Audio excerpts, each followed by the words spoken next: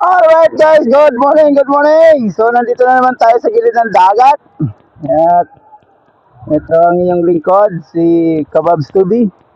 At nandito tayo ngayon sa Laia, San Juan, Batangas. So yan yung dagat nila dito guys. Ayan, may mga puno din ng buko. Yan. Alright. So, shallow water sila dito. Shallow dagat nila. So, pero siguro pag nag-high tide dito, yung area na yan pwede nang liguan. So ang ganda dito guys, ang lawak ng shoreline. Yung kanilang buhangin, ayun, kulay gray. Kulay gray yung kanilang buhangin dito. Alright, ang ganda din dito guys, napakalawak ng dagat oh. Hanggang doon. Yun oh.